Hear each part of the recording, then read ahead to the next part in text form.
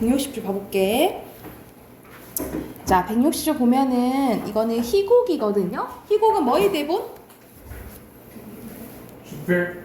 네? 예? 네? 희곡은 뭐의 대본? 내가 뭐의 대본으로 불렀는데? 연극. 그렇지. 연극의 대본. 연극의 대본인데 차범석의 불모지라는 부분이에요. 불모지는 아무래도 뭐가 나지 않는 땅, 이게 버려진 땅 이런 의미인데 왜 불모지를 제목을 했는지 한번 봐볼게요. 여기는 아예 전체적인 스토리가 나와 있어요. 전체 스토리 먼저 보면 전통 혼구 대여점을 운영하는 최노인은, 그러니까 전통적인 우리 홀레 같은 거 있잖아요, 그치? 그것을 이제 대여하는 최노인은 오래된 한옥에 대한 집착을 보입니다. 그러니까는 말 그대로 되게 보수적인 사람인 거지, 그치? 홍보가 뭐예요? 네? 혼수에 필요한, 결혼에 필요한 물품들. 결혼 혼자. 그래서 되게 보수적이고 전통적인 이제 가치관을 가진 사람이라고 생각을 하시면 돼요.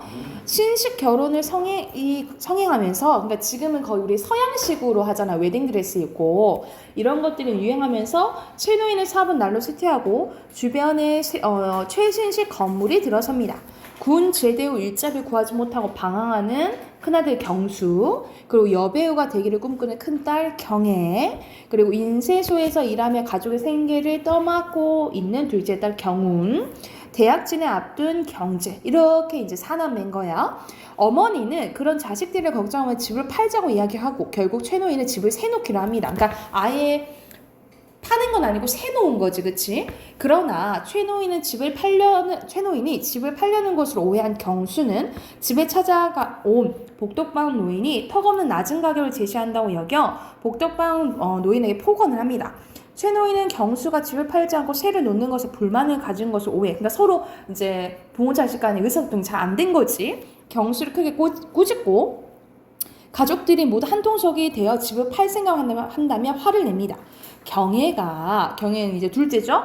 영화사로부터 사기를 당해 수속금을 잃고 좌절하며 돌아오고 우체부가 경수의 취업 통지서를 배달하고 가족들이 기뻐하는 그 순간, 때는 진짜 안 맞지. 딱 이제 첫째가 취업을 했는데 경수가 형사들 손에 이끌려 옵니다. 왜냐하면 보석상을 털려다가 붙잡히게 된 거야. 다시 경수를 데리고 나갑니다. 그 사이 경애가 스스로 목숨을 끊었다는 것을 발견하고 최노인은 경애가 남긴 유서를 이따 크게 절규를 하면서 이 비극적인 게 끝나게 되는 연극이라고 보시면 돼요. 그러니까 진짜 듣기만 이렇게 보기만 해도 착잡하죠, 그렇죠? 그러면 제 1막 봐볼게요. 연극은 특히 희곡은 기본적인 단위가 막과 장이라고 보시면 돼요. 그래서 제 1막, 1장, 2장 뭐 이런 식으로 된다라고 생각을 하면 돼. 자, 무대에 대해서 설명을 해주네. 그러면 이건 전체적으로 형식 중에 어디에 해당되겠어요? 예? 도입? 이거는? 예? 기억이요? 네. 무대, 위치, 장소. 뭐 이거는 무대 지시문으로 볼 수도 있겠고 해설이라 볼 수도 있겠죠, 그렇죠? 한번 봐볼게요. 번화한 상가에 자리 잡은 최노인의 낡은 기와집. 여기서는 낡은 기와집은 지금 최신의 것이 아니잖아. 약간 낡은 거 옛 것 선생님 세모 칠게요. 정면에 유리문이 달리고 마루를 사이에 두고 방이 둘 있고 좌편으로는 기역형으로 굽어서 부엌과 장독대, 유리문 저쪽은 가게, 우편으로 대문을 끼고 헛간과 방 하나의 딴 채가 서너 평이 못 넘는 좁은 뜰하게 에워싸고 웅크리고 앉았다. 해묵은 지붕은 붉은 익히며 잡초까지 자라나서 오랜 풍상을 겪어 내려온 이 집의 역사를 말해주는 듯하다. 그러니까 여기서는 이 집의 묘사를 통해서도 이 집이 엄청 오래됐고 약간 뒤처진 것을 의미하겠죠, 그렇죠? 배경으로 면목이 일실해져 가는, 그런데 그에 상반되게 매끈한 고층 건물이 행렬이 엿보이고, 그러니까 선생님이 동그라미와 세모는 뭐라고 보면 돼? 상반된 거라고 보시면 돼요. 엿보이고 좌편에 역시 3, 4층에 되어 보이는 최신식 건물이 들어서서 이 낡은 기와집이 거의 폐가처럼 멸시되고 있다. 좌편 건물은 아직도 건축공사가 진척 중에 있는지 통나무로 얽어맨 작업보조제가 거적대에 걸려서 건물은 반쯤 가려진 채로다. 이처럼 대차적인 주변의 장애로 말미암아 이 낡은 집 안팎에는 온종일 햇볕이 안 드는 탓인지 한층 어둡고 습하며 음산한 공기가 찬바람처럼 풍겨 나온다. 때는 초여름 어느 일요일 오전 식이 나오네요. 그쵸? 막이 오르면 질주하는 전차며 자동차의 소음이 잇따라 들려온다. 뜰가에서 경운이 함석통에 담겨진 빨래를 빨고 있고 부엌에서 설거지하는 어머니의 초라한 모습이 보인다. 좌편 담 아래에 마련된 조그마한 화단 앞엔 아까부터 최 노인이 줄고 앉아서 화초며 무슨기를 손보고 있다. 입에 물린 파이프에서 이따금 뱉어지는 담배 연기가 한가롭다. 잠시 후 경제는 막내죠. 물지개를 지고 좁은 대문에 간신히 빠져나와 경운 앞에 부려놓습니다. 그래서 여기서 배경은 1950년대 후반이라고 보시면 돼요. 배경은 1950년대 후반이야. 아휴, 오늘은 왜 사람들 그리도 공동수도에 난장판인걸. 비가 개니까 집집마다 빨래하느라 그렇지. 아버지, 우리도 다음에 제발 물 흔한 집으로 옮깁시다. 그러니까 뭐가 있는 집으로? 수도가 있는 집, 그렇지. 물만 깃다가 내년 봄에 낙자하게 생겼는걸요. 하루 이틀도 아니고 하고 그래. 이런 식으로 얘기를 해. 애도 속 없는 소리 잘하긴 경혜 언니 닮았나 봐. 누가 이따의 골목구석에 살고 싶어 살고 있니? 하고 다들 자식들은 여기서 사는 것에 대해서 만족해요? 만족하지 않는 거죠. 살기 싫으면 딴 데로 옮기면 될까? 왜 이런 개떼째 골속에 산다는 거요? 무슨 소리냐? 이 집이 어때서? 하고 이제 이 소리 듣고 아버지는 발끈해요. 아버지나 좋아하시지 우리 식구 중에 이 집을 좋아하는 사람이 누가 있어요? 싫은 놈은 언제나 나가라지. 절간이 미우면 중이 나가라는 법이야. 우리 이런 말 하잖아. 절이 싫으면 중이 떠나야지 이런 소리 하잖아요. 중도 없는 절이 멋에 쓰게요. 도깨비나 날걸. 이런 식으로. 도깨비가 나고 노다지가 나고 제 집을 지니고 산다는 게 얼마 다행인 줄 알아라 이놈아 하면서 다행이라 알 건덕지가 있어야죠. 뭐야? 하면서 여기서는 이제 이 집에 대한 약간 불만석인 자식들의 모습이 나온다라고 생각하시면 돼요. 넘겨서 162쪽에서 볼게요. 그럼 물 항아리를 더 사놔야겠구나. 항아리 값은 우리의 재무장관인 작은 누나가 치르고, 그러니까 작은 누나가 누구예요? 경운이잖아. 일하는 게 경운이지, 그렇지? 경운이가 거의 이제 막 벌이를 하니까. 깍쟁이 어머니가 어떻게 무릎을 신앙 그러세요? 아직도 허리 쓰기 거북하시다면서. 괜찮아. 참, 그 고약은 나 붙였어? 고약이라는 것은 옛날 약, 그러니까는 약간 한의원에서 그 하는 약들 있잖아요. 예, 그러니까 훨씬 부러졌어요. 뭐니 해도 그 강약방의 처방이 제일이야. 그러니까는 병원 같은 것도 옛 것을 고수하는 거죠. 그렇죠? 그러니까 되게 보수적이고 과거지향적인 사람인 걸 알 수 있다라고 보시면 돼요. 여기서도 내청이라면 친형제일보다 더 알심 있게 약을 써주거든. 하기야 이 동네에서 옛부터 사귀어온 집은 이제 그 강약방하고 우리 집뿐일걸요? 그래, 우리가 이 집에 산 지 꼭 47년이고 그 강약방이 40년 되니까. 그러고 보면 나도 무던히 오래 살았어. 이 종로바닥에서 자라서 장가들어 자식 낳고 길러서 이제는 환갑을 맞게 되었으니 정말 근 50년 동안은 이웃 얼굴 바뀌고 저렇게 집이 들어서는 걸 보면 세상이 변해가는 모양이 환하게 보이는 것 같아요. 제가 당신에게 시집 왔을 때만 하더라도 어디 우리 이웃에 우리 집 담을 넘어서는 집이 있었던 거예요. 그러니까는 다 주변에 엄청 높다는 건물들이 없었는데 이제는 자기만 남고 다 이제 건물이 높아지는 거지, 그치? 사실이야 빌어먹을 것 하면서 이 무슨 집들이 저따위가 있어? 하면서 높은 건물에 대해서 최노인은 되게 거부적인 반응이 있다라고 보시면 돼요. 그래서 여기서는 높은 빌딩에 대한 이제 적대감이 드러나 있다라고 보시면 되겠죠. 게다가 저것들 등살을 우리 1년 12달 햇볕 구경이나 못하게 되었지. 당신도 알겠지만 옛날 우리 집이 어디 이랬어? 아버지도 세상이 밤낮으로 변해가는 시대인데요. 변해가는 것도 좋고 둔갑해진 것도 상하지 않지만 글씨 뭐가 있어야지? 염치가 있어야지. 염치가 하면서 말 그대로 다른 빌딩들 때문에 이 집이 햇볕을 못 받는 거잖아요. 그치? 그러니까는 이 사람들이 자기를 배려하지 못했다라고 이제 생각을 하는 거죠. 그러니까는 이웃을 배려하지 않았다고 본 거야. 그래서 염치 없다라고 한 거예요.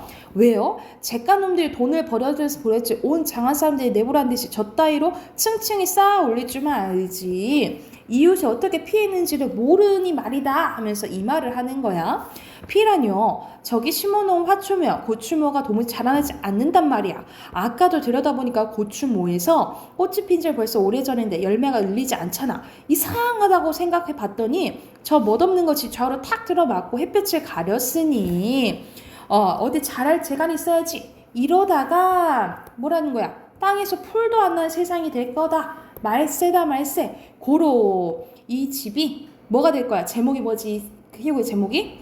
불모지. 그렇지. 고로 자기 공간이 불모지가 될 거다라는 것을 나타내는 문장이라고 보시면 돼요. 그래서 여기 밑줄 그어놓으시고 여기서는 낡은 집이 낡은 이 최노인의 집이 불모지가 될 것이라는 것을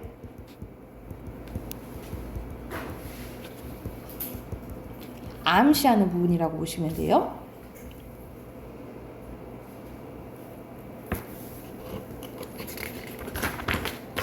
여기까지 됐을까요? 그러면은 마지막 한 장 더 있거든요. 한 장 더 봅시다. 164쪽.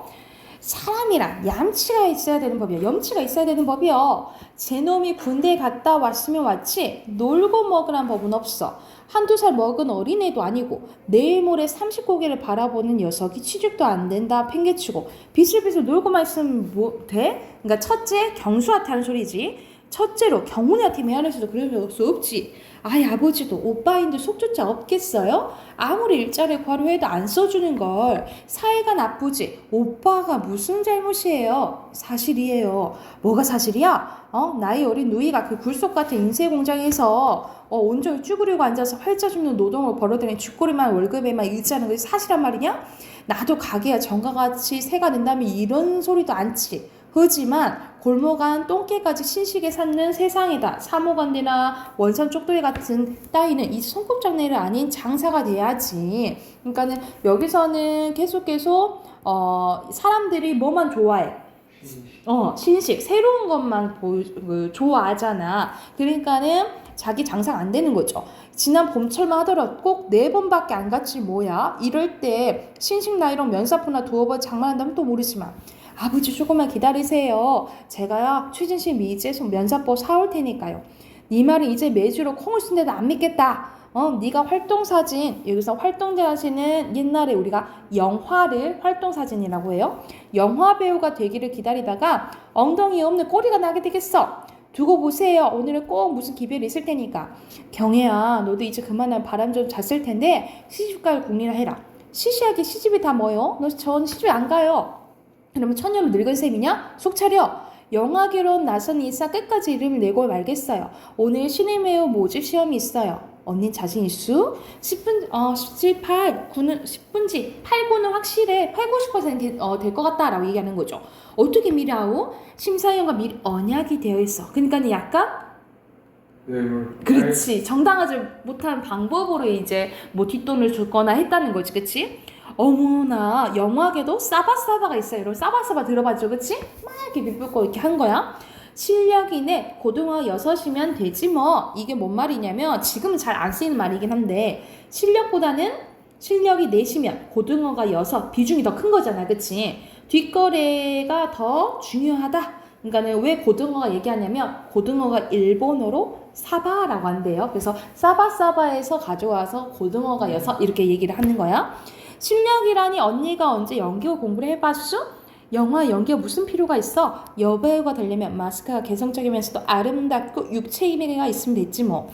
그렇지만 얼굴만 예뻐도 안 된다던데요? 누가 그래? 영화 잡지에서 읽었어요. 그야 전혀 연기력이 없는 것도 곤란하지만 역시 용모가 제일이지 하면서 이제 영화 배우고 싶어 하지만 여러분 전체적인 스토리도 이제 봤지만 결국 어떻게 돼요? 사기를 당하고 이제 목숨을 끊는 비극적인 내용이 나오죠. 그래서 여기서는 1950년대에서도 계속 이제 신식에 들어온다라는 거지, 그치?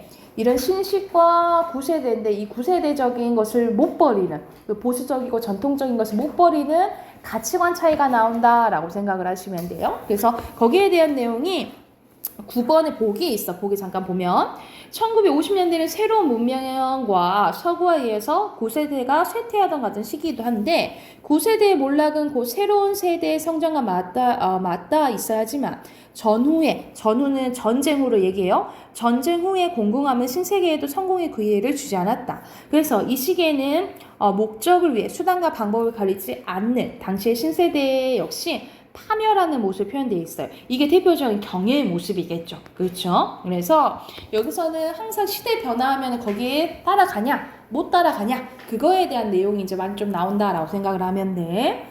그러면 이제 해당하는 문제 풀게요. 앞에서부터 끝까지 166쪽까지 문제 풀고 답 확인할게요.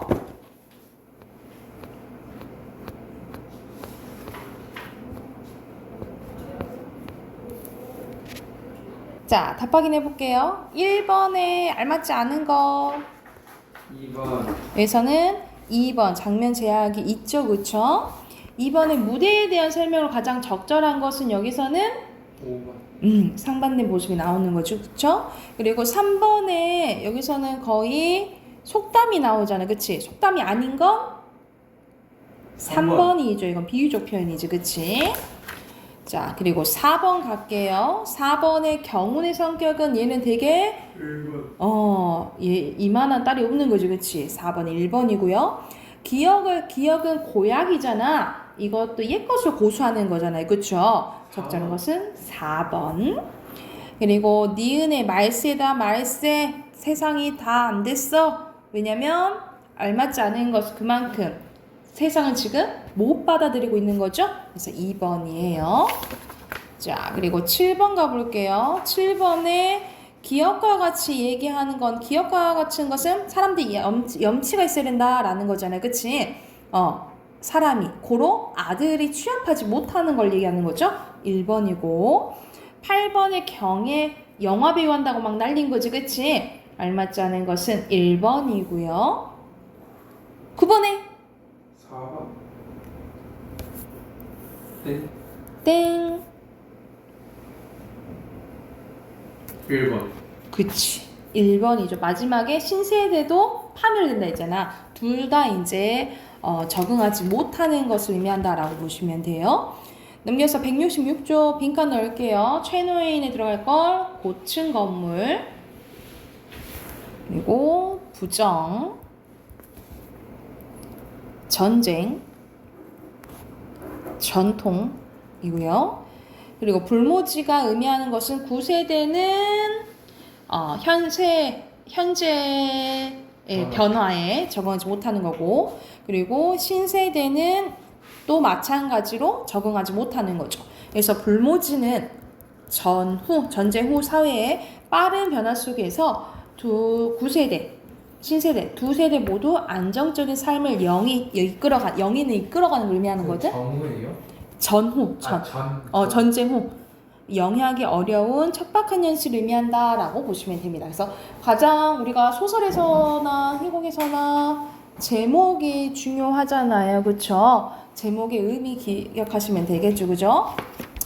여기까지 하면은 문학 교재가 끝나요. 문학 교재가 끝나서 문학이랑 이제 비문학이랑 문법이 조금 남았거든요. 그래서 문학 이제 남은 기간 동안은 기말고사 우리가 6월달부터 기말고사 들어갈 거거든요. 그래서 그 전까지는 쌤이 비문학이랑 문법하고 이제 기말고사 끝나고 새로운 교재 준비해서 하게요. 비문학 꺼내봅시다. 오늘은 문법 하지 말까요, 선생님? 오늘은 해야 되지. 아니, 친구를 안 하는데 친구를 맞춰야 된다 생각합니다. 걱정하지 마세요. 제가 알아서 맞출게요. 네, 선생님. 예술 4할 차례죠. 문제 풀어야 되죠. 148쪽부터 155쪽까지 문제 풀고 답 확인할게요. 148까지.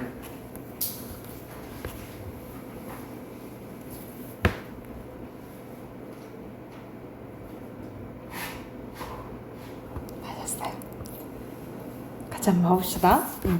여기서는 우리나라 전통 건축에 대해 대칭성에 대해서 나 우리 보통 대칭적인 게 약간 좋다고 약간 생각을 하는데 여기서 비대칭적이라고 나와 있네.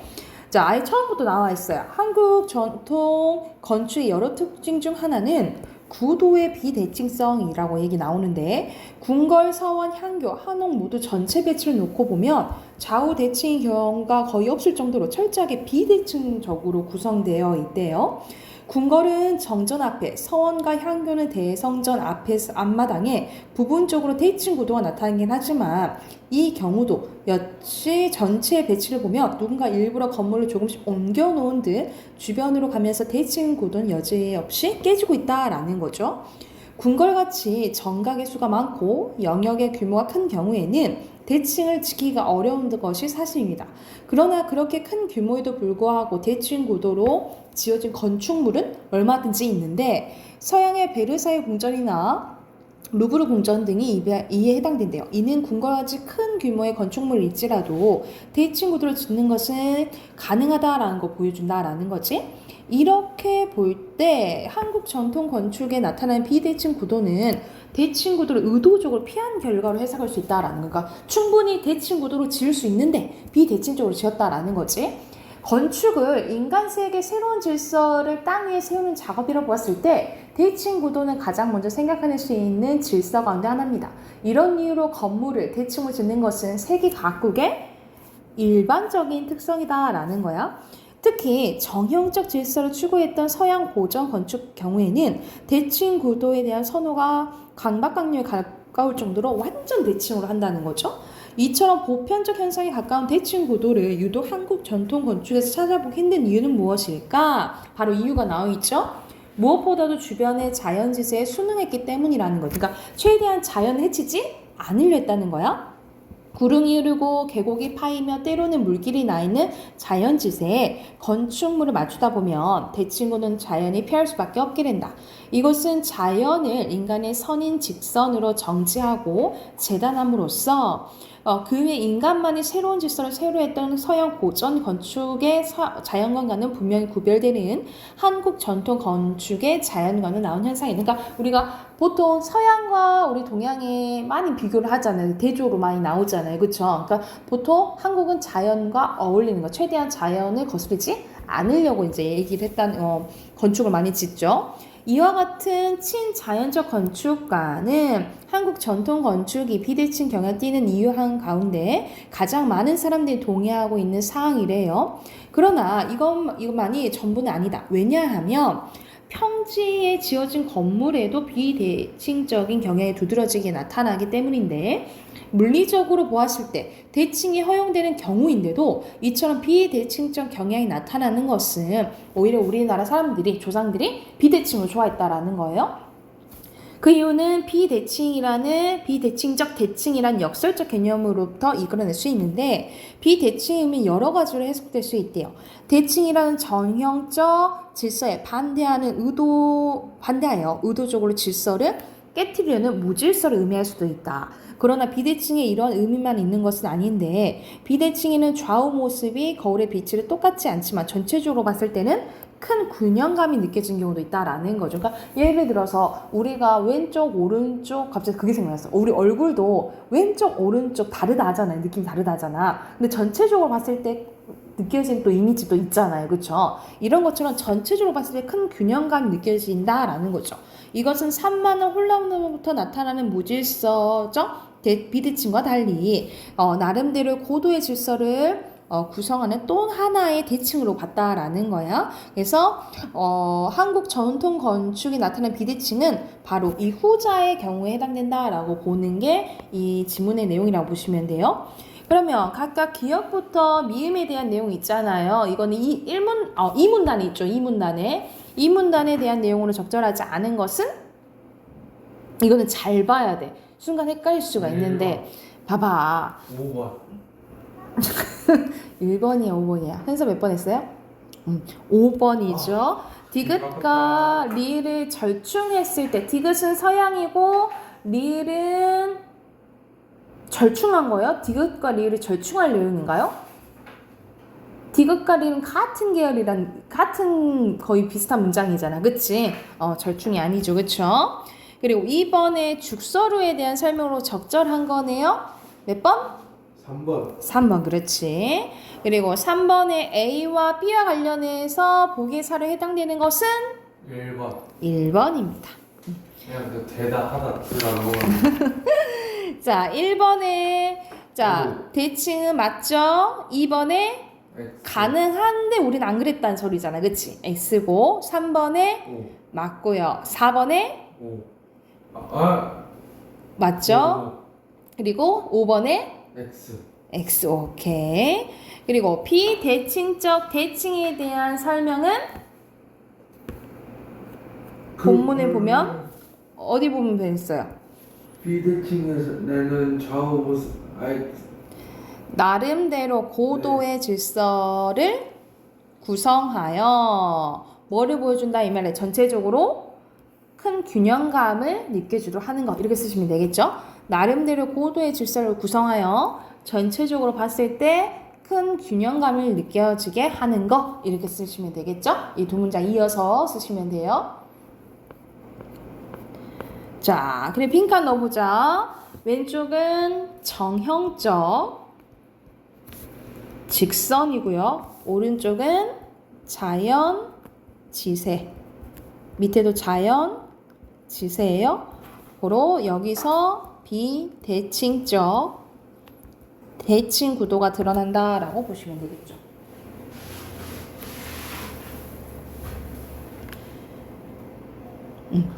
자, 어휘 봐볼게요. 순서대로 1번에 선호, 2번에 강박, 간념, 그리고 3번에 정형, 4번에 배치, 5번에 의도적. 그리고 그는 수면에 비치는 거죠. 그리고 마루를 비추고죠. 자, 두 번째 것도 이어서 가볼게요. 두 번째는 키네틱 아트에 대해서 나오네요. 키네틱은 나오는 개념 봐볼게요. 키네틱 아트는 움직임을 의미하는 그리스어인 키네티코스에서 유래한 말로 움직임을 중시하거나 그것을 주요 요소로 하는 예술 작품을 키네틱 아트라고 한대요. 이거는 산업혁명을 비롯한 대량 생산과 기술의 발달로 인해 급격하게 기계 문명 사회로 변화했던 시기의 배경을 출연했는데 그러면 키네틱 아트가 나온 배경에 대해서 나온 거죠. 그치? 그러면 키네틱이라는 단어가 조형예술에 최초로 사용된 것은 언제? 1920년대를 얘기하는데 이 키네틱 아트 작가들 이런 식으로 미술 작품이나 이런 경향들이 나오잖아요. 그러면 그것을 해석하는 작품 그 문제가 나온다라고 보시면 돼요. 작품을 내걸어서 대표적인 문제가 2번 같은 문제겠죠. 그래서 이런 경향들을 보고 해석할 줄 알아야겠지. 키네틱 아트 작가들은 기계의 움직임을 예술적 요소로 수용하여 작품 전체나 일부를 움직임으로써 창작 의도를 표현했는데 이런 움직임은 바람이나 빛과 같은 외부적인 자연힘이나 동력 자체 같은 내부적인 힘에 의해서 구현했대요. 또한 대상을 사실적으로 재현한 것이 아니라 추상적인 것으로 보이게 창작했다라는 거가 사실 그대로 표현하지 않았다 이 말이야. 키네틱 아트는 우연성과 비물질화를 중요한 조형 요소로 제시했는데 우연성은 뭐냐면 작품의 예측 불가능한 움직임을 통해 나타내는 여기서 감상자의 움직임이나 위치 등에 의한 작품의 형태 변화도 포함되고 비물질화는 작품이 고정되지 않고 계속 움직이는 상태를 의미한대요. 그래서 정지된 물체는 고정되어 있기 때문에 물질화되어 있는 반면에 비물질화는 물체가 계속 움직여서 물체의 형태가 고정되지 않는 특성이라는 거죠. 예를 들어 하면서 D상에 자전거 바퀴가 나오는데 이거는 직접 감상자가 이렇게 이제 하기로 만든다라는 거지, 그렇지? 그래서 다양하게 보이는 게 우연성, 고정되지 않고 움직이는 게 비물질화라 이 말이야. 여기까지 됐나요? 그래서 키네틱 아트는 이러한 조형 요소들이 감상자들의 시각을 자극하여 작품에 주의 집중해주게 하는 효과가 있대요. 작품을 보여주고 다양하고 그리고 예측 불가능한 움직임으로 감상자들이 풍부한 이미지를 상상할 수 있도록 했다는 거지. 이를 통해서 기존 미술에서 작품 감상에 대한 수동적이었던 사람들을 능동적인, 왜냐면 직접 움직여 보잖아요, 그치? 이렇게 만들어준 게 키네틱 아트의 의의라고 생각을 하시면 되겠죠. 그래서 1960년대 들어서서 더욱더 다양한 비디오 아트, 레이저 아트, 홀로그래피 아트 이런 것들이 출현하는 계기를 만들어준 게 키네틱 아트라고 보시면 돼요. 그러면 해당하는 부분 보면은 안 나온 거 3번. 오케이 3번 직접적으로 만드는 특성의 우연성 비물질을 하나 만드는 과정까지는 안 나왔죠. 자, 아니마리스는 대표적인 키네틱 아트의 작품인데 적절하지 않은 건 너무 딱 보인다. 몇 번이에요? 1번. 그치. 사실 그대로 한 거 아니고 추상적인 거라 했죠. 그쵸? 1번이에요. 자, 이거는 해당하는 내용 있는 거네. XX는 짝대기. 그렇지. 그리고 순서대로 움직임, 기계, 움직임, 그리고 내부적 힘이라고 했어요. 그리고 비물질화, 시각, 자극. 그리고 마지막에 실험적. 그래서 이 나머지 것들이 나오는데 기여를 했다라고 보시면 되겠죠. 그리고 해당하는 또 어휘 봐볼게. 급, 격, 출, 현, 동력, 예측, 조형이고요. 자, 한 곳에 꼭 붙어 있어서 붙어 있는 거 고정 맞죠? 그리고 자극 맞고요. 의무는 마땅히 해야 되는 거잖아. 따위를 붙여주는 거 이런 것은 의무가 아니라 부여겠죠. 명예를 부여한다 하죠. X. 그리고 원인을 뭐라 해? 어떤 기회, 결과가 아니라 계기라고 보시면 돼요. X예요. 쌤, 그걸 뭐라고 하죠? 한 곳에 오래 있지 못하고 계속 돌아다니는 걸 무슨 살이라고 하잖아요. 역마살이. 아, 역마살. 그 네. 소설 재밌지 않아요? 네, 재밌어요. 조금 막장이죠. 오케이. 문법 꺼내세요.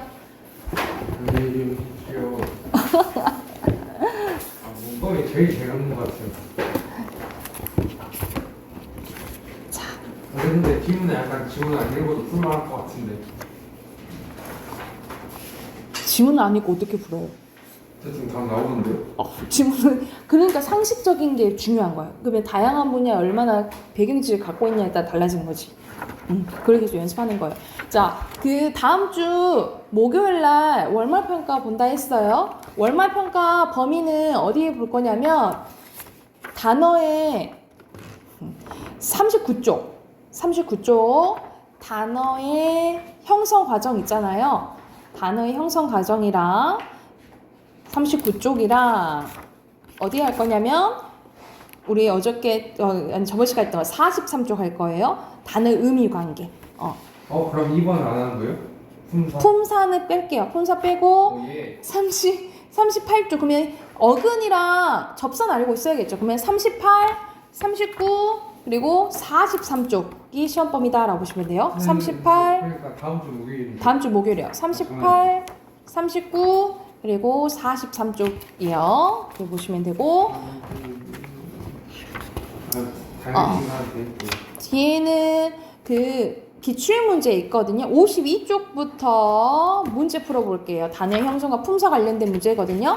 52쪽부터 우선 57쪽까지 문제 풀고 답 확인할게요.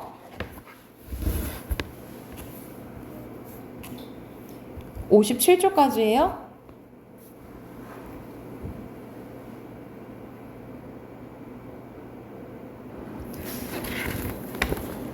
선생님. 현서 덜 푼 것 같으니까 숙제로 해오게. 네, 선생님. 57쪽까지 체크 현서 체크. 57쪽까지 풀어오시고 다음 주에 답 확인할게요. 아셨죠? 오늘은 여기까지. 네, 여기까지 하고 다음 시간에